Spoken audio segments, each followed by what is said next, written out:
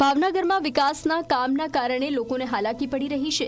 રસ્તાના નવીનીકરણના નામે અનેક માર્ગો બંધ છે। એટલું જ નહીં, કેટલાક સ્થળોએ તે કામ પૂર્ણ થઈ ગયું હોવા છતાં રસ્તા ખોલવામાં નથી આવ્યા, જેથી લોકોને ખૂબ જ હાલાકી પડી રહી છે। સરકારી હાટથી સંસ્કાર મંડળ સુધી આરસીસી રોડ બનાવવા માટે 8 મહિના પહેલા ખોદકામ શરૂ કર્યું હતું, પરંતુ ચોમાસું આવતા કામગીરી અટકી ગઈ હતી। ચોમાસા બાદ કામ શરૂ થતાં રસ્તા બ્લોક કરાયા હતા, જે નવો રોડ બની ગયા હોવા છતાં ખોલવામાં નથી આવ્યો, જેથી લોકોને ભારે હાલાકી પડે છે અને ટ્રાફિકની સમસ્યા સર્જાય છે, જેથી ઝડપથી રોડ ખોલવામાં આવે તેવી લોક માંગ ઉઠી છે।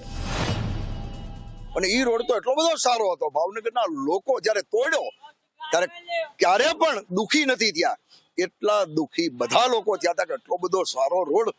પણ આ શાસકો અને અધિકારીને પૈસા ખાવા મળે એટલે ગમે એવા રોડ તોડી નાખવાના, કદાચ મહિના પહેલા કર્યો હોય તો પણ તોડી નાખવાના।